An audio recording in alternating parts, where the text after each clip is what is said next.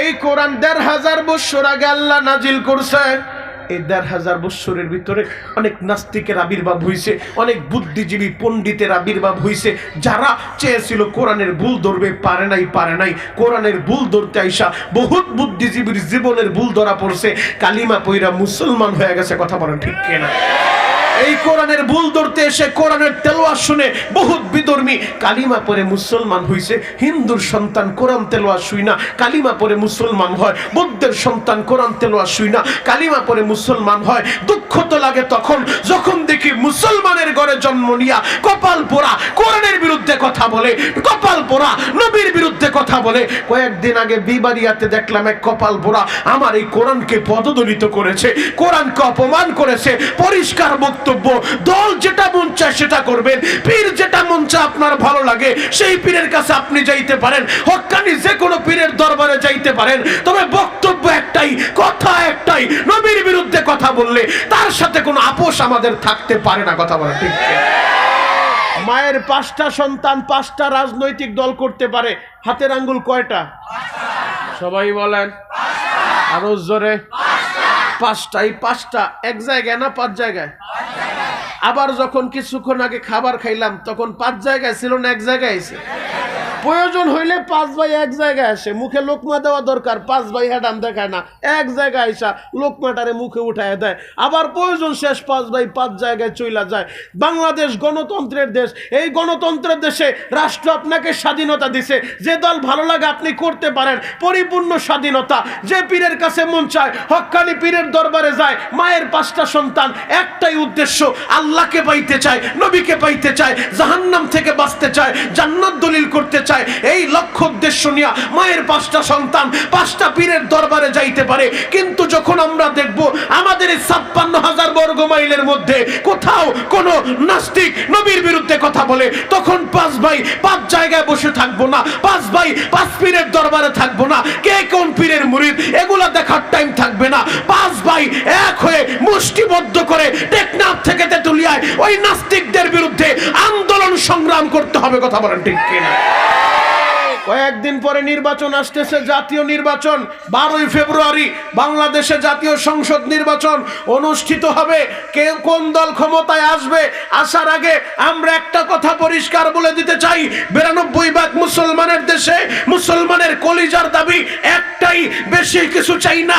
একটা আইন যদি আপনারা পাশ করতে পারেন, যে দলই ক্ষমতা আসেন, এই আইনটা যদি পাশ করতে পারেন, এদেশের মুসলমান কোনোদিন আপনাদেরকে বলবে না, শ্রদ্ধার সাথে স্মরণ করবে।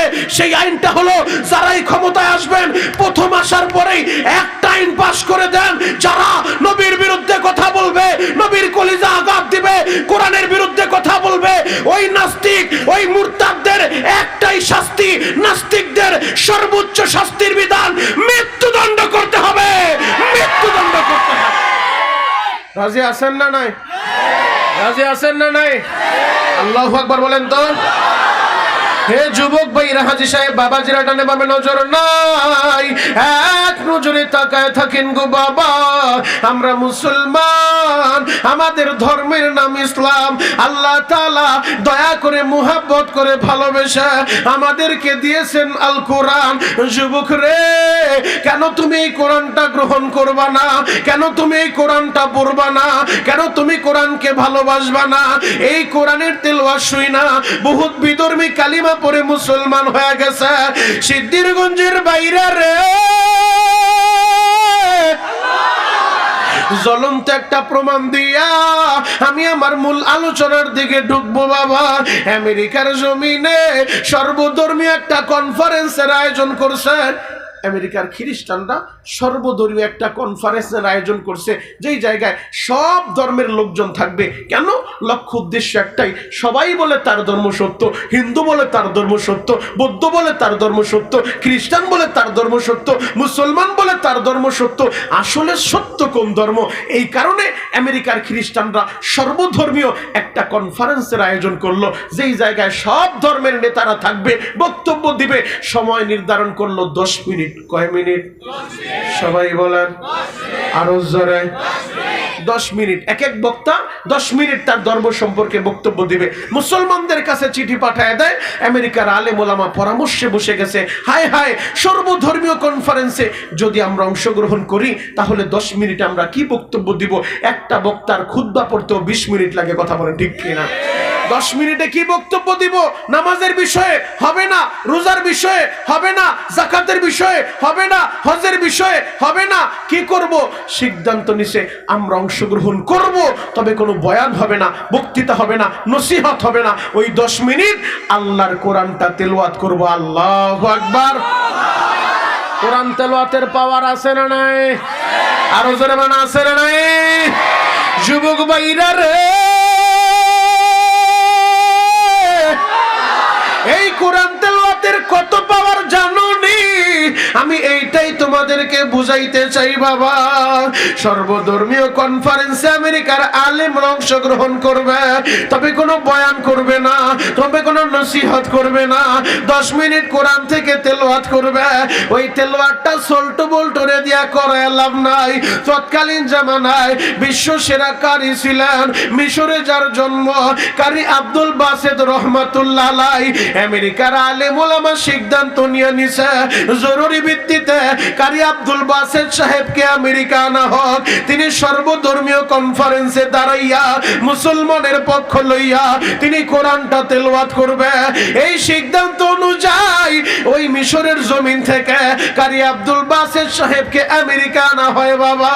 ও আমার যুবক ভাইরা, দাড়ি বাঁকা বাজানেরা, আমি আপনাদের কাছে জানতে চাই, এই জায়গায় যারা আছেন সবাই সূরাতুল ফাতিহাটা আপনারা পারেন?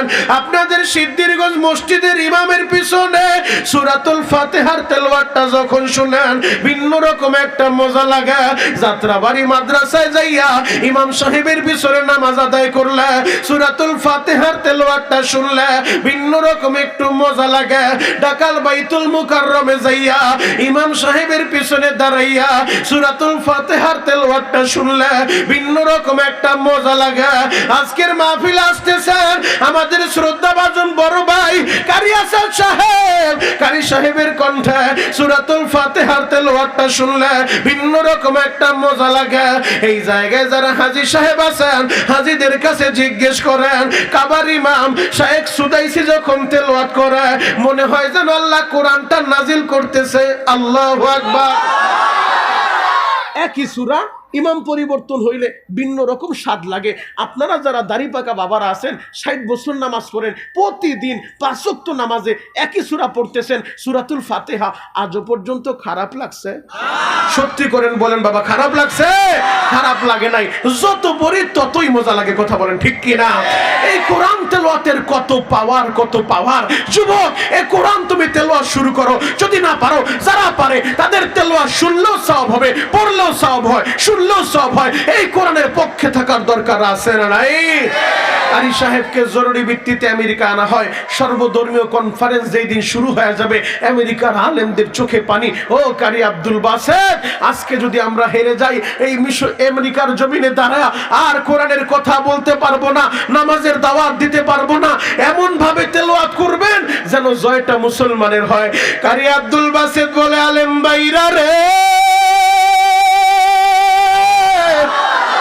আপনারা দোয়া করতে থাকেন, অবশ্যই আল্লাহ জয় মুসলমানদেরকে দান করবে। অনুষ্ঠান যেই দিন শুরু হয়ে যায়, আজকে যেমনি ভাবে পরিচালক সাহেব এক এক বক্তার নাম ঘোষণা করতেছে, ওই অনুষ্ঠানে একজন পরিচালক আছে যিনি এক এক বক্তার নাম ঘোষণা করে। 10 মিনিট পরে কলিং বিলে চাপ দিয়া লাল বাতিটা জ্বালায় দেয় বাবা। কলিং বিলে চাপ দিলে লাল বাতি জ্বলে যায়, বক্তার সময় শেষ হয়ে যায়, মাইক্রোফোনটা সাইরা বক্তা নিচে চলে যায়। ঠিক তারই ধারাবাহিকতায় হিন্দু ভাইদেরকে সময় দিল 10 মিনিট। হিন্দু ভাইরা দাঁড়ায় বলতেছে, আসমানের নিচে জমিনের উপরে সত্য যদি কোনো ধর্ম থাকে, ওই ধর্মের নাম সনাতন ধর্ম। তারা তাদের ধর্মের সৌন্দর্য ফুটায় তুলল। এবার খ্রিস্টানদেরকে সময় দেয়, তারাও দাঁড়াইয়া তাদের ধর্মের সৌন্দর্য ফুটায় তোলে। এবার বৌদ্ধদেরকে সময় দেয়, তারাও 10 মিনিটের ভিতরে তাদের ধর্মের সৌন্দর্য ফুটায় তোলে। ওম শান্তির স্লোগান দিয়া তারা বলে বৌদ্ধ ধর্মের প্রধান স্লোগান ওম শান্তি। জীব হত্যা মহাপাপ, জীব হত্যা মহাপাপ। আসমানের নিচে জমিনের উপরে শ্রেষ্ঠ ধর্ম বৌদ্ধ ধর্ম। তারা তাদের ধর্মের সৌন্দর্য ফুটায় তুলল। সর্বশেষ যখন নামটা ঘোষণা করা হয়, ইসলামের পক্ষ থেকে বক্তব্য রাখবে কারি আব্দুল বাসেত। আপনাদের মন খারাপ? বাড়িতে গেঞ্জাম হইছে? তাহলে কারি সাহেবের নামটা কইলাম, আল্লাহু আকবার আওয়াজ হইল না? দাঁড়ান বইলালো, এবার যদি বলে আওয়াজ হবে তো ইনশাআল্লাহ। পরিচালক ঘোষণা করলেন মুসলমানের পক্ষ থেকে, ইসলামের পক্ষ থেকে বক্তব্য রাখবেন কারি আব্দুল বাসেত। নামটা যখন এলান হয়ে যায় গো বাবা, কারি আব্দুল বাসেত একবার দুই পা কইরা মঞ্চের দিকে আগায়। আমার আলেম ভাইদের চোখের ভিতরে পানি, শুধু একটা জিনিসই বুঝাইতে চায়, ও কারি আব্দুল বাসেত এমন ভাবে তেলাওয়াত করবা যেন জয়টা মুসলমানের হয়ে যায়। যদি আজকে আমাদের পরাজয় হয়ে যায়, আমরা আমেরিকায় দাঁড়াইয়া আর কোরআনের কথা বলতে পারবো না, আর নামাজের দাওয়াত দিতে পারবো না। এমন ভাবে তেলাওয়াতটা করবা, কারি সাহেব চোখের পানি জড়ায় মঞ্চের দিকে আগায় আর বলে, আলেম ভাইরা আপনারা দোয়া করতে থাকেন, ওই মদিনাওয়ালা যদি মদিনা থেকে আল্লাহর দরবারে দরখাস্ত দিয়া দেয়, আজকেও মুসলমানের জয় হবে, মুসলমানের জয় হবে। আমার সিদ্ধিরগঞ্জের ভাইরা রে,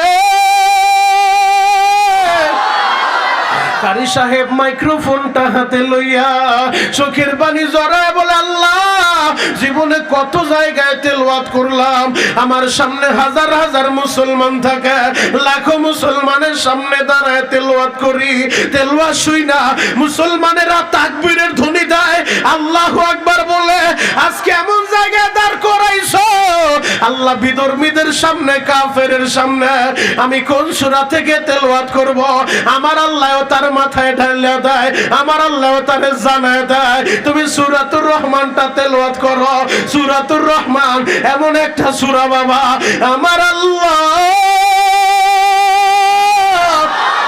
জান্নাতের ভিতরে জান্নাতি মানুষদেরকে লইয়া আমার আল্লাহ একটা মজমা মিলাবে, একটা মাহফিলের আয়োজন করবে।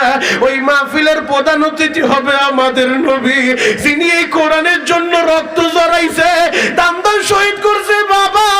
জান্নাতের মাহফিলের প্রধান অতিথি হবে আমাদের নবী, জান্নাতের মাহফিলের বিশেষ অতিথি হবে হযরতে দাউদ আলাইহিস সালাতু ওয়াস সালাম। জান্নাতের মাহফিলে আমন্ত্রিত অতিথি সমস্ত নবীরা বাবা, ওই জায়গায় শ্রোতা হিসেবে থাকবে জান্নাতীরা। আজকের এই ওয়াদা কলোনির মাহফিলে বৈশা চোখের পানি জড়াইয়া আমার আল্লাহর কাছে দরখাস্ত দাও না, ও দয়ার আল্লাহ ওই জান্নাতি মাহফিলে আমাদেরকে শ্রোতা হিসেবে কবুল কইরো। ওই জান্নাতের মাহফিলের সভাপতি হবে আমাদের আল্লাহ। আল্লাহ নিজে সভাপতির বয়ান করতে যাইয়া, সভাপতির ভাষণ দিতে যাইয়া আমার আল্লাহ নিজে এই সূরাতুর রহমানটা জান্নাতি মানুষগুলারে তেলাওয়াত করে শোনাবে। আজকে তো আমরা তেলাওয়াত করি আর রহমান আল্লামাল কুরআন, আর আমার আল্লাহ সেদিন তেলাওয়াত করবে আনার রহমান। আল্লাহ বলবে আমি রহমান, আমি শিক্ষা দিছি কোরআন। আমার আল্লাহ জান্নাতি মানুষদেরকে সূরাতুর রহমানটা তেলাওয়াত করে শোনাবে। কারি আব্দুল বাসেত সর্বধর্মীয় কনফারেন্সে দাঁড়াইয়া মাইক্রোফোনটা হাতে লইয়া তিনিও যখন চোখটা বন্ধ কইরা সূরাতুর রহমানটা তেলাওয়াত করা শুরু করলো, আর রহমান তিনি যখন তেলাওয়াত করা শুরু করছে বাবা, সূরাতুর রহমান শেষ কইরা সূরাতুল ওয়াকিয়া শুরু করে দিছে। ধারাবাহিক একের পর এক সূরা তেলাওয়াত করতেছে। সময় কয় মিনিট? 10 মিনিট পার হয়ে গেছে বাবা। কেউ কলিং বিলে চাপ মারে না, কারি সাহেব তেলাওয়াত বন্ধ করে না। 10 মিনিট পার হইয়া 20 মিনিট চলে যায়, কেউ কলিং বিলে চাপ দেয় না, তেলাওয়াত বন্ধ হয় না। 20 মিনিট পার হইয়া 30 মিনিট, কেউ কলিং বিলে চাপ দেয় না, লাল বাতিও জ্বালায় না, মাইক্রোফোনের লাইনটাও বন্ধ করে না, কারি সাহেব তেলাওয়াত বন্ধ করে না। 30 মিনিট পার হইয়া 40 মিনিট, কলিং বিলে চাপ পড়ে না, তেলাওয়াত বন্ধ হয় না, তেলাওয়াত বন্ধ হয় না। সিদ্ধিরগঞ্জের বাইরা রে, 40 মিনিট পার হইয়া 50 মিনিট চলে যায়, কেউ কলিং বিলে চাপ মারে না, তেলাওয়াত বন্ধ হয় না। 50 মিনিট পার হইয়া 1 ঘন্টা, কেউ কলিং বিলে চাপ মারে না, তেলাওয়াত বন্ধ হয় না।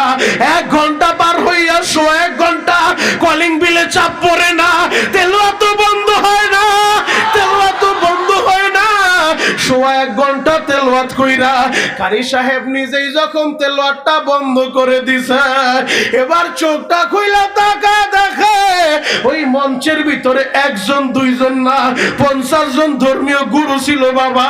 সামনে বিধর্মীরা বসা, একটা মুরগির গলায় ছুরি চালাইয়া ওই মুরগিটারে ছাইরা দিলে যেইভাবে তাপাইতে থাকে, ওই বিধর্মীরা গলা কাটা মুরগির মতো স্টেজের ভিতরে গড়াগড়ি খায় আর বলে, কারি আব্দুল বাসেত আমাদেরকে কি শুনাইলা?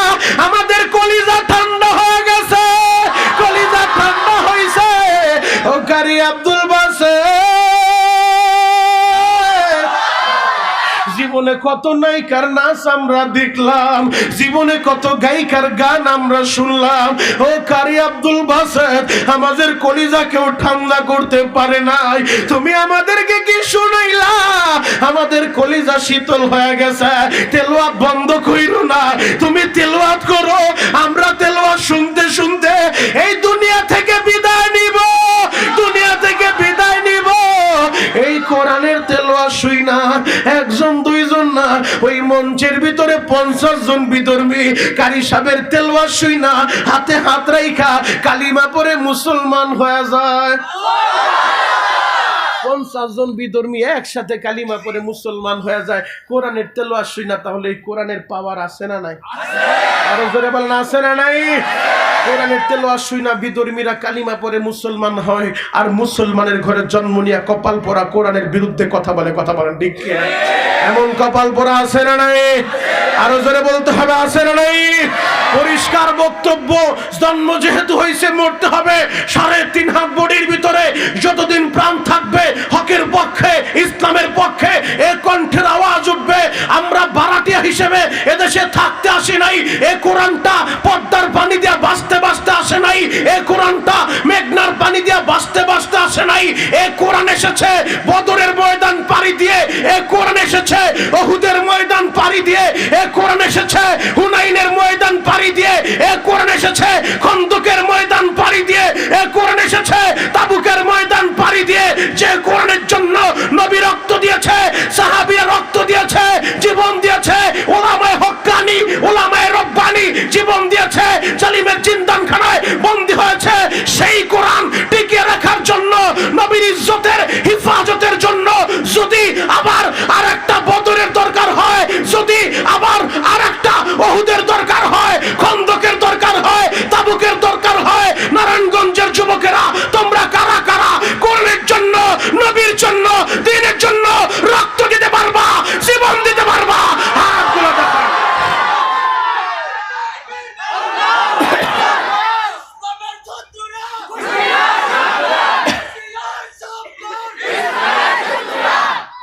আল্লাহ কবুল করুক, সকলে বলেন আমিন। আরো জোরে বলেন আমিন। একটা যুবক মানুষ যে তাকবীর দিছে, এটা কি কোনো দলের স্লোগান? একসাথে বলেন, দলের স্লোগান? এটা আল্লাহ প্রদত্ত একটা পাওয়ার, যেই পাওয়ারটা আল্লাহ কেবল মুসলমানদেরকে দান করছে। কথা বলেন ঠিক কি? মুসলমান যখন আল্লাহু আকবার বলে, বেঈমানের দিলের ভিতরে ভূমিকম্প শুরু হয়ে যায়। কথা বলেন ঠিক কি না? এ যুবক ভাইরা, হাজী সাহেব, বাবাজিরা, ডানে বামে নজর নাই। এক নজরে তাকায় থাকেন গো বাবা। আমি লম্বা খুতবা পড়ি নাই বাবা, একটা মাত্র আয়াতে কারিমা আপনাদের সামনে আমি তেলাওয়াত করছি। যুবক, আমার আল্লাহ পবিত্র কোরআনের 3 নম্বর পারার 13 নম্বর পৃষ্ঠা সূরাতুল আল ইমরানের 31 নম্বর আয়াতের মধ্যে বলে, কুল ইন কুনতুম তুহিব্বুনাল্লাহ ফাত্তাবিউনি ইউহিব্বুকুমুল্লাহ। নবী গো, আপনি দুনিয়ার মানুষের বলে দেন, যারা আমি আল্লাহরে ভালোবাসতে চাই তারা যেন আগে আপনার ইত্তেবা অনুসরণ করে, আপনাকে ফলো করে। নবীজি বুখারীর ভিতরে বলে দেয়, মান আহাব্বা সুন্নতি ফাকাদ আহাব্বা, যে আমার সুন্নত ভালোবাসবা, আরে সে তো আমার ভালোবাসা পাইবা। তার মানে যে সুন্নত ভালোবাসবে নবীর ভালোবাসা পাবে, যে নবীর ভালোবাসা পাবে আল্লাহর বন্ধু হবে। আর যদি আল্লাহর বন্ধু হয়ে যায়, ওয়াগফির লাকুম যুনুবাকুম, আল্লাহ বলে আমি আল্লাহ এদের জীবনের সব গুনাহ মাফ করে দেব। যুবক, মরতে তোমাকেও হবে আমাকেও হবে, কি নিয়ে কবরে যাইবা?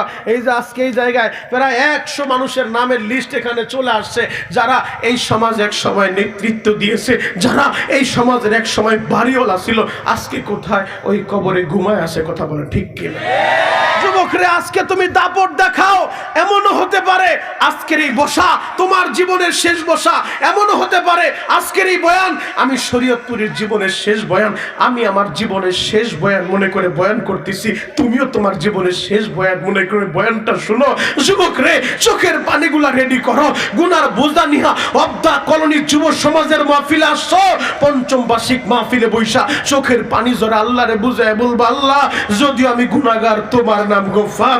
আল্লাহ আমি গুনাহ করছি, আমি পাপ করছি, অন্যায় করছি, অপরাধ করছি, তবে তুমি আমারে ভালোবাসো। যদি ভালোই না বাসবা, আমার গুনার কথা আমার মায়ের জানাও নাই, আমার গুনার কথা আমার বাবারে জানাও নাই, আমার গুনার কথা আমার উস্তাদের জানাও নাই, আমার গুনার কথা আমার বন্ধু বান্ধবের জানাও নাই। ও দয়ার আল্লাহ, তুমি আমারে বড় ভালোবাসো রে আল্লাহ, যদিও আমি বুঝতে পারি নাই। আজকের মাহফিলে বৈশা আল্লাহ খালেস দিলে তওবা করলাম, আর গুনাহ করব না, আর নামাজ ছাড়ব না, আর কোরআনের বিরুদ্ধে যাব না, আর নবীর বিরুদ্ধে যাব না, নবীর কলিজায় আঘাত দিব না। আল্লাহ দাও না আমারে মাফ কইরা, যদি চোখের পানি জড়াইয়া আমার আল্লাহর কাছে মাফ চাইতে পারো বাবা। আমার দাড়ি পাকা বাবারা, আমার যুবক বন্ধুরা, তোমার আমার গুনাহ করতে 10 বছর 20 বছর লাগছে রে ভাই, আমার আল্লাহর মাফ করতে একটা সেকেন্ডও লাগবে না। শুধু চোখের পানি দিয়া ডাকার মতো ডাক দিতে পারলে আমার আল্লাহ শুধু মাফই করবে না, সাইয়্যাতিহিম হাসানাত। আল্লাহ বলে, বান্দারে যেই পরিমাণ গুনাহ তুমি করছো, ওই পরিমাণ নেক দিয়া ওই গুনাহটারে আমি আল্লাহ বদলায়া দিব। সিদ্ধিরগঞ্জের বাইরা রে, তাহলে ওই আল্লাহরে ভালোবাসার দরকার আছে না নাই? আল্লাহরে যদি ভালোবাসতে চাও, আগে নবীরে ভালোবাসো, নবীর অনুসরণ করো, নবীর সুন্নতের মালা গলায় লাগাও। আমার দেশে আশেকে রাসূলের অভাব নাই। ওই বড় বড় গেট টানাইয়া আশেক লিখলেই আশেক হওয়া যায় না, বড় বড় সাইনবোর্ড টানাইয়া সুন্নি লিখলেই সুন্নি হওয়া যায় না। আশেক যদি হইতে চাও, ওই জিলাপি খাওয়া খিচুড়ি খাওয়া আশেক হওয়া লাভ নাই। আশেক যদি হইতে চাও, সাচ্চা আশেক হয়ে যাও, পাক্কা আশেক হয়ে যাও, খাব্বাবের মতো হয়ে যাও, খুবাইবের মতো হয়ে যাও, হানজালার মতো হয়ে যাও, মুসাব ইবনে উমাইরের মতো হয়ে যাও। দরকার হলে কলিজা কাইটা দিব, নবীর অপমান মেনে নিব না। কথা বলেন ঠিক কি না? যুবক রে, নবীর সাহাবীরা আমার নবীরে কিভাবে ভালোবাসতে বাবা, ওইভাবে নবীর জন্য পাগল হওয়া লাগবে। আমার আল্লাহ এমনি এমনি সাহাবায়ে কেরামকে আমাদের মাপকাঠি বানায় নাই, সত্যের মাপকাঠি বানায় নাই। আল্লাহ বলছে, আমিনু কামা আমানান নাস, ও আমার ঈমানদারেরা তোমরাও ঈমান আনবা। কেমন ঈমান তোমরা আনবা? কামা আমানান নাস, লোকেরা যেমন ঈমান আনছে তামাম পৃথিবীর মুফাসসিরেরা একমত। নাস দিয়া আল্লাহ এই জায়গায় সাহাবীদেরকে বুঝাইছে সাহাবাওয়ালা ঈমান আনো। যেই সাহাবীদেরকে আল্লাহ বলছে রাদিয়াল্লাহু আনহুম ওয়া রাদওয়ান, আমি এদের উপরে রাজি আর খুশি, এরা আমি আল্লাহর উপরে রাজি আর খুশি। উলাইকা হিজবুল্লাহ, এরা আল্লাহর দল, আল্লাহর দল। আমার আশিকে রাসূল ভাইরা রে, উম্মত রহমতের দরদি নবী আমার মসজিদের নববীর ভিতরে বইসা একদিন সাহাবায়ে কেরামের মজলিসে নবী আমার বলতেছেন, ও আমার সাহাবীরা, মুতার প্রান্তরে আমি যুদ্ধের কাফেলা পাঠাইবো, এই যুদ্ধে আমি নবী যেতে পারবো না, তবে আমার আপন একটা ছেলে নাই, যদি আমার ছেলেটা বাইচা থাকতো আমার ছেলেরে আমি যুদ্ধের সেনাপতি বানায় দিতাম। যেহেতু আমার ছেলে বেঁচে নাই, আমার পালক পুত্র ওই যায়েদ ইবনে হারেসা, আমি যায়েদ ইবনে হারেসারে মুতার প্রান্তরের প্রথম সেনাপতি বানায় দিলাম। ও আমার সাহাবীরা তোমরা শুনো, যদি আমার যায়েদ শহীদ হয়ে যায় গো, দ্বিতীয়বার কালিমার ঝান্ডা সমুন্নত করে তুলবে, সেনাপতির দায়িত্ব পালন করবে আমি নবীর আপন চাচাতো ভাই জাফর ইবনে আবি তালেব। আমার সাহাবীরা শুনো, যদি আমার আপন চাচাতো ভাই জাফরও শহীদ হয়ে যায়, 3 নাম্বার কালিমার ঝান্ডা সমুন্নত করে তুলবে, সেনাপতির দায়িত্ব পালন করবে আব্দুল্লাহ ইবনে রওয়াহা। যদি আব্দুল্লাহ ইবনে রওয়াহাও শহীদ হয়ে যায়, ও সাহাবায়ে কেরাম তোমরা উপস্থিত যারা থাকবা পরামর্শ কইরা চতুর্থ আর একজনরে সেনাপতি বানায় নিবা। যেহেতু নবী 3 জন সেনাপতির নাম বলছে, সাথে শহীদ শব্দটা বলছে, তাদের আর বুঝতে বাকি নাই এই যুদ্ধে 3 জন সেনাপতির একজনও ফিরবে না, সবাই শহীদ হয়ে যাবে। আশিকে রাসূল বাইরা রে, নবী আমার বলে, আমার সাহাবীরা যাদেরকে সেনাপতি বানাইলাম তাড়াতাড়ি বাড়ি যাও, বাড়িতে যা বিদায়টা নিয়ে আসো, সময় নেই, এখনই মুতার প্রান্তরে যেতে হবে। ওরে যুবক, সাহাবায়ে কেরামকে আল্লাহ এমনি বলে নাই আমিনু কামা আমানান নাস, ঈমানদাররা ঈমান আনো তো সাহাবা ওয়ালা ঈমান। যেই সাহাবায়ে কেরাম জীবন দিয়া দিছে, শহীদ হয়ে গেছে, এরপরও কালিমার ঝান্ডা সমুন্নত করে রাখছে বাবা, আমার নবীর অপমান তারা বরদাস্ত করতে পারে নাই। নবী বললেন, যাও তোমরা বিদায় নিয়ে আসো। আল্লাহর নবীর প্রথম সেনাপতি, প্রথম যারা সেনাপতি বানাইছে পালক পুত্র যায়েদ ইবনে হারেসা, মসজিদে নববীর কর্নারে বইসা ডাক দিয়ে বলে, ইয়া রাসূলুল্লাহ, ইয়া হাবিবাল্লাহ, নবী গো, আপনি ভালো করেই জানেন এই মদিনায় আমার মাও নাই, বাবাও নাই, আমি আপনি নবীরে ভালোবাসা আমি আমার মা বাবারে ছাইরা দিছি, আমি আমার বাবারে ছাইরা দিছি, আমি আমার বাবার সাথেও যাই নাই, আমি আপনারে ভালোবাসা আমি কার কাছে বিদায় আনতে যাব? এই যায়েদ ইবনে হারেসা, তার বাড়ি মক্কায়ও না মদিনায়ও না, তার বাড়ি ইয়ামানে বাবা। এই যায়েদ ইবনে হারেসা মায়ের সাথে বেড়াইতে গেছে, প্রতিমধ্যে ডাকাত দলের হাতে গ্রেফতার হইয়া আস্তে আস্তে মক্কার উকাইস বাজারে বিক্রি হওয়ার লাইগা, মক্কার উকাইস বাজারে তারে গোলাম হিসেবে দাঁড় করাইছে। ওই জায়গা থেকে আম্মাজান খাদিজা এই যায়েদ ইবনে হারেসারে বাজার থেকে কিনিয়া নবীর হাতে আদায়, বলে নবী গো, আপনার খেদমতের লাইগা আমি একটা গোলাম কিনে দিলাম গো নবী, এই গোলামের নাম যায়েদ ইবনে হারেসা। যায়েদ ইবনে হারেসা নবীর খেদমত করতেছে মক্কার ভূখণ্ডে। হঠাৎ করে যায়েদের মা এই দিক দিয়ে সন্তান হারায় পাগলের মতো হয়ে গেছে। আহারে, সেই মা সন্তান হারায়, ওই মাই বুঝে সন্তান হারানোর কি ব্যথা। বিদেশের বাড়িতে সন্তান যদি বিপদে পইরা যায়, মা পাগলের মতো হয়ে যায় রে ভাই, বাবা পাগলের মতো হয়ে যায়, মায় তো পাগলের মতো হয়ে গেছে। বাবাও সন্তান খুঁজে, কোথাও সন্তানের সন্তানটা পায় না। প্রায় 10 বছর পরে হজের সময় ইয়ামানের হাজিরা যখন মক্কায় আইছে, আসার পরে দূর থেকে তাকায় দেখে, কিরে আমাদের এলাকার আব্দুল্লাহর ছেলে আব্দুর রহিম, মানে নাম বলতেছে, অমুকের ছেলে যায়েদ না, হারেসার বলা যায়েদের মতো দেখা যায়। দূর থেকে দেখে এলাকার লোক তো চিনা ফেলছে। যখন চিনছে, চিনার পরে এলাকার লোকজন কাছে যায়, বলে বাবা তোমার নাম কি? বলে আমার নাম যায়েদ ইবনে হারেসা। আল্লাহু আকবার। এলাকার লোক ভাবছে, হ্যাঁ আমরাও তো সেটাই ভাবছি, তুমি হারেসার ছেলে।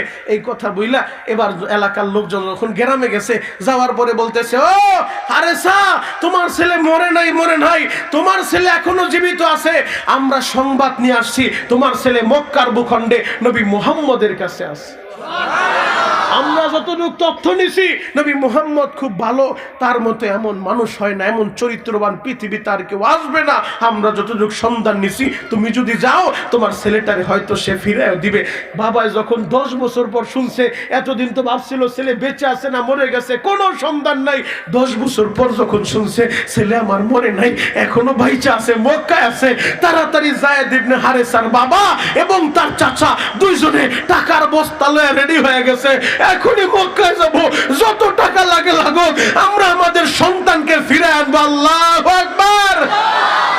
যায়েদ ইবনে হারেসার বাবার চাচা দুইজনে একত্রিত হইয়া সোজা মক্কা চলে আসে। বাবা আমার নবীর দরবারে আইসা নবীর সামনে বইসা যায়েদের বাবা বলে, নবী গো, আমরা সংবাদ পাইছি আমাদের হারানো সন্তান যায়েদ আপনার বাড়িতে আছে, আপনার গোলাম হিসেবে আছে, আপনি নাকি তারে বাজার থেকে কিনে আনছেন। নবী গো, এই যে আমরা টাকার বস্তা নিয়ে আইছি, যত টাকা লাগে নিয়ে আনেন, আমাদের সন্তানটা ফিরা দেন, দরকার হলে এক পাল্লায় ছেলেরে উঠান আর এক পাল্লায় টাকা দেন, যত টাকা লাগে টাকা দিব। এই যায়েদের না পাইয়া ওর মা পাগলের মতো হয়ে গেছে। নবী গো, আপনি আমাদের যায়েদকে ফিরিয়ে দেন। আমার নবী বললেন, ঠিক আছে আপনারা বসেন। যায়েদ ইবনে হারেসা পাশের রুমে, আমার নবী ডাক দিছে, যায়েদ, ও যায়েদ তুমি এদিকে আসো। যায়েদ এবার নবীর সামনে এসে সালাম জানায়। আমার নবী বলে, যায়েদ এদের দুইজনকে কি তুমি চিনো? যায়েদ ইবনে হারেসা 10 বছর পর বাবারে দেখা, বাবার চেহারার দিকে তাকাইয়া চোখের পানি জোড়ায়, বাবার সন্তানরে দেখা কান্দে। বাবা বলে, যায়েদ রে, আমারে কি তুমি চিনো না বাবা? যায়েদ ইবনে হারেসা বলেন, নবী গো, হ্যাঁ আমি তাদেরকে চিনি, একজন আমার জন্মদাতা পিতা আর একজন আমার চাচা। নবীজি বললেন, হ্যাঁ তারাও এমনটাই বলছে, তুমি তাদের সন্তান এবং তুমিও বললা সে তোমার বাবা একজন চাচা, যেহেতু পরিচয় এক হয়ে গেছে। ও যায়েদ শুনো, তারা তোমারে নেওয়ার জন্য আছে। যায়েদ রে, তোমার বাবার চাচা তোমারে নিয়ে যাইবে রে যায়েদ, তারা আমারে টাকার অফার করছে। আমি পরিষ্কার জানাই দেই, যদি তুমি তোমার বাবার সাথে যাইতে চাও, ও যায়েদ তুমি যাইতে পারবা, আমার কোনো টাকা লাগবে না। আমি মুহাম্মদ তোমারে আজাদ করে দিলাম, তোমারে আজাদ করে দিলাম। যায়েদ রে, বাবার সাথে চইলা যাইবা, আমারে কিছুই দিতে হবে না। আর একটা অপশন তোমার জন্য আছে। ও যায়েদ, যদি তুমি আমি নবীর কাছে থাকতে চাও, থাকতেও পারবা। তুমি যেই কোনো অপশন গ্রহণ করতে পারো। হয়তো বাবার সাথে চইলা যাইবা, আমারে কিছুই দিতে হবে না। আবার যদি চাও যে আমার কাছে থাকবা, তুমি থাকতেও পারবা। যায়েদ ইবনে হারেসা মাঝখানে দাঁড়াইয়া একবার আমার নবীর দিকে তাকায়, একবার তার বাবার দিকে তাকায়, একবার আমার নবীরে দেখে, একবার তার জন্মদাতা পিতা বাবারে দেখে। দুইজনের দিকে তাকাইয়া মাথাটা নিচের দিকে দিয়া যায়েদ ইবনে হারেসা চোখের পানি জড়াইয়া বাবারে ডাক দিয়ে বলে, বাবা গো, যদিও তুমি আমার জন্মদাতা পিতা, তুমি আমার বাবা গো বাবা, কিন্তু আমি এখন যেই ঘরের ভিতরে আছি, তিনি আখিরি জামানার পয়গাম্বার, তিনি আল্লাহর নবী। ও প্রাণের বাবা, তুমি মনে কষ্ট নিও না, আমি এই নবীরে ছাড়া আমি যায়েদ বাঁচবো না, আমি যায়েদ বাঁচবো না। বাবা গো, আমি তোমার সাথে যাব না, আমি আমার নবীর কাছে থাকবো, আমি আমার নবীরে ভালোবাসি আমার জীবনের চেয়েও বেশি। বাবাই যখন দেখলো সন্তানটা আমার ভালো আছে, মা বাবার আর কষ্ট থাকে না।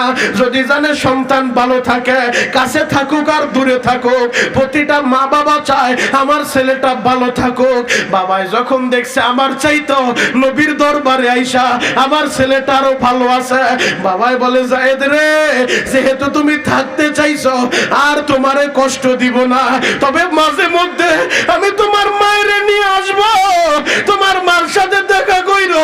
তোমার মায়ের তোমারে হারাইয়া পাগলের মতো হয়ে গেছে।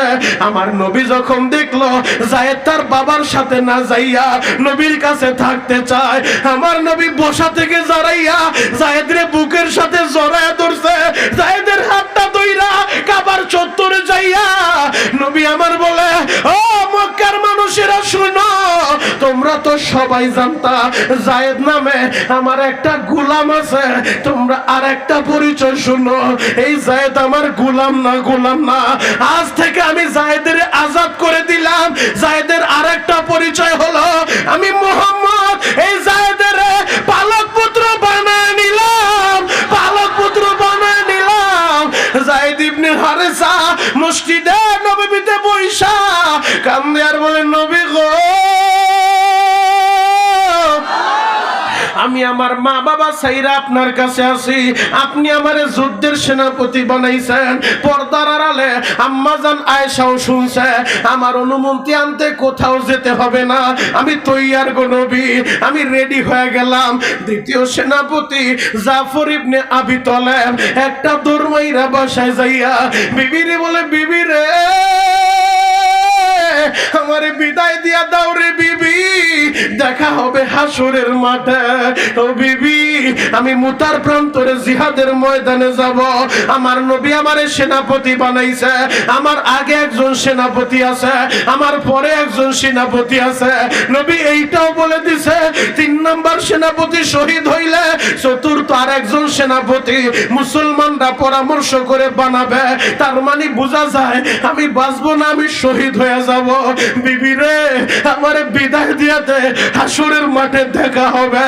এবার জাফরের বিবি বলে, স্বামী গো, আপনি জিহাদের ময়দানে যাবেন, আল্লাহর রাস্তায় যাবেন, আমি বাধা দিব না, নিষেধ করব না। ও প্রাণের স্বামী, তবে আমি একটু হাতটা উঁচু করি, আপনি আমার সাথে হাতটা উঁচু করেন, আমি একটু দোয়া করব, আপনি শুধু আমিন বলবেন। দোয়া করাটা আমার দায়িত্ব, আমিন বলাটা আপনার দায়িত্ব। ঠিক আছে বিবি, তুমি কি দোয়া করবা করো। এবার জাফরের বিবি দোয়া করে, আল্লাহ, আমার স্বামী জিহাদের ময়দানে যায়, আমার স্বামীরে বীরের বেশে, গাজীর বেশে আমার বুকে ফিরে দিও। জাফরের দায়িত্ব ছিল আমিন বলা। হযরতে জাফর হাতটা নামাইয়া তরবারির আঘাতটা দিয়া, তরবারির আছাড়টা দিয়া স্ত্রীর হাতে আস্তে করে আঘাত করে আর বলে, বিবি তুই হাতটা নামা, হাতটা নামা, তোর এই দোয়া যাবে না, যাবে না, আসমানে কবুল হবে না। স্বামী, কেন দোয়া কবুল হবে না? আপনি আল্লাহর রাস্তায় যান, জিহাদে যান, এই রাস্তার দোয়া আল্লাহ ফিরাইব না, কেন কবুল হইব না? বিবি রে, আমার নবী বলছে আমি শহীদ হব, তুই বলছ আমি গাজীর বেশে ফিরে আসব, তোর দোয়া আমার নবীর দোয়ার বিরুদ্ধে গেছে, এই দোয়া কবুল হবে না, হবে না, তোর দোয়া করতে হবে না। আমার নবী বলছে আমি শহীদ হব, আমার আগে একজন আছে, আমার পরে একজন আছে, আমি মাঝখানের সেনাপতি, আমি হব শহীদ, আর তুই দোয়া করছ আমি হব গাজী, এই দোয়া কবুল হবে না। বিবি রে, আমি গেলাম আল্লাহর রাস্তায়, দেখা হবে হাসরের মাঠে। আল্লাহু আকবার। হযরতে জাফরের ছোট্ট ছোট্ট বাচ্চাগুলা পিছন দিকে দৌড়ায় আর বলে, বাবা গো, একটা বার দাঁড়াও গো বাবা, আমাদেরকে একটু আদর দিয়া যাও, চুমু দিয়া যাও। বাবা পিছন দিকে না তাকাইয়া হাতটা নাড়ায় নাড়ায় বলে, সন্তানেরা দেখা হবে হাসরের ময়দানে। ও যুবক বন্ধুরা, হযরতে জাফরও চলে আসলো। তৃতীয় সেনাপতি আব্দুল্লাহ ইবনে রওয়াহা নতুন বিয়ে করছে, বিবির সাথে ভালো মন্দ পরিচয়টাও এখনো হয় নাই। বাড়ির সামনে দাঁড়াইছে, দেখে ঘরের ভিতরে বইসা তার বেগম সাহেবা কোরআন তেলাওয়াত করে। আব্দুল্লাহ ইবনে রওয়াহা বলে, বিবি রে, কিছু সময়ের জন্য কোরআন তেলাওয়াতটা বন্ধ করো, আমারে বিদায় দিয়া দাও রে বিবি, দেখা হবে হাসরের মাঠে। আব্দুল্লাহ ইবনে রওয়াহার বিবি কোরআন তেলাওয়াত বন্ধ কইরা বলে, স্বামী গো, একটু ঘরের ভিতরে আসেন। ও বিবি, ঘরে যাওয়ার সময় নাই, আমারে বিদায় দাও, আমি জিহাদের ময়দানে যাব। স্বামী গো, নতুন বিয়ে হইল, আপনারে ভালোভাবে আমি দেখিও নাই, আপনারে ভালোভাবে আমি চিনিও না, আপনার চেহারাটা আমি ভালোভাবে দেখা রাখি। বলে, বিবি রে, চেহারা চিনতে হবে না, হাসরের মাঠে আল্লাহ আমাদের পরিচয় করায় দিবে। আমি গেলাম রে বিবি। আব্দুল্লাহ ইবনে রওয়াহা বিদায় নিয়ে আইসা আহারে মুতার প্রান্তরে চলে যায় বাবা। ওই মুতার প্রান্তরে যাইয়া যখন যুদ্ধ শুরু হয়ে যায়, প্রথম সেনাপতি নবীর পালক পুত্র যায়েদ ইবনে হারেসা যুদ্ধ করতে করতে যায়েদ ইবনে হারেসা যখন শহীদ হয়ে যায়, আমার নবী মসজিদে নববীর ভিতরে বৈশা উপস্থিত সাহাবীদেরকে বলতেছে, এই যুগে বুঝানো আরো সহজ বাবা। এই যে বয়ানের লাইভ চলতেছে বিভিন্ন দেশে বৈশা আমার ভাইরা দেখতেছে, আমার আল্লাহ সরাসরি জিবরাইলের মাধ্যমে লাইভ দেখাইতেছে। আমার নবী মসজিদে নববীতে বৈশা দেখে মুতার প্রান্তরে কি হচ্ছে। আমার নবী মসজিদে নববীর ভিতরে বৈশা নবী আমার জানায় দেয়, ও সাহাবীরা, আমার পালক পুত্র যায়েদ ইবনে হারেসা শহীদ হয়ে গেছে। আমার যায়েদ শহীদ হয়ে গেছে। যায়েদ যখন শহীদ হইছে, ওই পতাকাটা পরার আগে আগে একটা লাফ দিয়া জাফর ইবনে আবি তালেব দ্বিতীয় সেনাপতি কালিমার পতাকা উড্ডীন করে ধরছে বাবা। যুদ্ধ করতেছে, যুদ্ধ চলা অবস্থায় জাফরের ডান কাঁধের ভিতরে হাতের ভিতরে কোপ মাইরা ডান হাতটা কেটে দিছে বাবা। হযরতে জাফর একটা থাবা মাইরা বাম হাত দিয়া আবার কালিমার পতাকা উড্ডীন করে ধরছে যেন এই পতাকাটার নিচে না পড়ে। আবার বাম হাতটাও যখন কোপ মারছে, হযরতে জাফর দাঁত দিয়া কামড় মাইরা কালিমার পতাকা উড্ডীন করে ধরছে। আশিকে রাসূল বাইরা রে, দাঁত দিয়া কামড় মাইরা কালিমার পতাকা উড্ডীন করে ধরে রাখছে। তৃতীয় সেনাপতি আব্দুল্লাহ ইবনে রওয়াহা আইসা কালিমার পতাকা ধইরা টানে। জাফর তো শহীদ হয়ে গেছে, পতাকাটাও ছুড়ে না বাবা, এমন ভাবে কামড় দিয়া ধরে রাখছে। তখন আব্দুল্লাহ ইবনে রওয়াহা বলে, ও নবীর সাহাবী, আমি নবীর নিযুক্ত তৃতীয় সেনাপতি আব্দুল্লাহ ইবনে রওয়াহা, আমারে নবী তৃতীয় সেনাপতি বানাইছে। এই কথা বইলা যখন টান মারছে বাবা, কালিমার পতাকা তার হাতের ভিতরে চলে আসে। এই দিক দিয়ে নবী আমার বলে, আমার সাহাবীরা, আমার জাফরের দুইটা হাত শহীদ হয়ে গেছে। আমার এই জাফরের দুইটা হাতের বদৌলতে আমার আল্লাহ জান্নাতের দুইটা ডানা লাগা দিছে, ডানা লাগা দিছে। আমার জাফর জান্নাতে উড়ে উড়ে বেড়াবে। আমার জাফর শহীদ হয়ে গেছে। নবী আমার একটা দৌড় দিয়া হযরতে জাফরের বাড়ি যাইয়া জাফরের শাহাদাতের সংবাদটা জানায়। হযরতে জাফরের ছোট্ট ছোট্ট বাচ্চাগুলা আমার নবীর দইরা কান্দে। আমার নবী সান্ত্বনার বাণী দেয়, বাবারে তোমরা চিন্তা কইরো না, আমি তোমাদেরকে বাবার মতো ভালোবাসা দিব। ছোট্ট বাচ্চাগুলা বলে, নবী গো, বাবার মতো ভালোবাসা দিবে, কিন্তু আমার বাবা কই, আমার বাবা কই গো। আমার সিদ্ধিরগঞ্জের বাইরা রে, এই ময়দানে তোমরা কারা বাবা হারায় ফেলছো আমি জানি না রে ভাই। 5 মিনিট আলোচনা করব, কারণ আমার সময় অল্প। এক নজরে শুধু আমার দিকে তাকায় থাকো। আমি জানি না এই ময়দানে কে যেন বাবা হারায় ফেলছো, আমি জানি না রে ভাই। এই ময়দানে কে যেন মায়ের হারায় ফেলছো। এই যে যুবক ভাইরা, আমার জসিম ভাই আমারে দাওয়াত করে নিয়ে আসলো। জসিম ভাই বলে, হুজুর সব যুবকরাই শ্রম দিল, সবচেয়ে বেশি অবদান রাখলো আমাদের হারুন ভাই।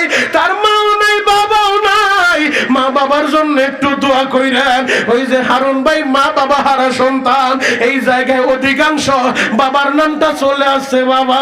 হয়তো সন্তানগুলা ময়দানে বৈশা বৈশা বয়ান শুনতেছে, ও বাবারা ছেলেরা, ও মাহারা সন্তানেরা এখন বসে বসে চিৎকার মেরে মেরে কানবা আর বলবা, আল্লাহ আমার মায়েরে তুমি মাইরো না, মাইরো না, আল্লাহ আমার বাবারে তুমি মাইরো না। এর যুবক, এমন একটা দিন তোমার জীবনেও আসবে রে ভাই, এমন একটা দিন আমার জীবনেও আসবে। ও আমার যুবকেরা, ও আমার অবদা কলোনির ভাইরা, আমার হাতের দিকে একটা বার তাকায় দেখো। এইরকম একটা সাদা কপি নে তোমারেও প্যাকেট করে ফেলবে রে ভাই। এইরকম একটা সাদা কফিনে আমি শরীয়তপুরীরও প্যাকেট করবে, এই যে বসে আছে হুজুর, এই হুজুরেরও প্যাকেট করবে রে ভাই, ওয়াজ কমিটির ভাইদেরকেও প্যাকেট করবে। ও আমার অবদা কলোনির ভাইরা, কারা যেন তোমার মায়েরে এইরকম একটা কফিনের ভিতরে দেখছো রে ভাই, কে যেন তোমার বাবারে এইরকম একটা কফিনের ভিতরে দেখছো, সেই দিন বেশি দূরে না রে বাবা, কোন দোকানে যেন তোমার এমন একটা কফিন চলে আসছে রে ভাই, কোন দোকানে যেন তোমার কাপড়ের কাপড়টা রেডি হয়ে গেছে, আজকের মাহফিলে বৈশা শুধু চোখের পানিগুলা জড়াইতে থাকো। আমার আল্লাহ বলে ফালিয়াদহাকু কলিলা ওয়ালিয়াবকু কাসীরা, এ বান্দা কম কম হাসবা, বেশি বেশি কাঁদবা। যুবক ভাইরা রে, যার বাবা বাইচা নাই তার মতো হতভাগা কেউ নাই রে বাবা। এতিমের মনে কত জ্বালা জানো, এই যে মিফতাহুল উলুম মাদ্রাসার ভিতরে বসলাম, ছোট্ট ছোট্ট বাচ্চাগুলা মুসাফা করে যায়, এই যে কত তলবেল ইলম বাবাজিরা বসে আছে, এদের ভিতরে এমনও তলিবুল ইলম আছে রে ভাই, যার এই পৃথিবীতে বাবা নাই, যার এই পৃথিবীতে মা নাই, ওদের মতো হতভাগা কেউ নাই রে বাবা। আমি কয়েকদিন আগে জামালপুর মাহফিলে গেলাম, আমি ওই মাদ্রাসার 9 জন হাফেজের পাগড়ি পরাইলাম, বড় হুজুর স্টেজের ডান পাশে দাঁড়ায়া এক একজন হাফেজের নাম বলে, আমি তার মাথায় পাগড়িটা পেঁচায় দেই, বাবার নামটা বললে সব মানুষের সামনে বাবা আসে, আমি তার একটা পুরস্কারের প্যাকেট উঠায় দেই।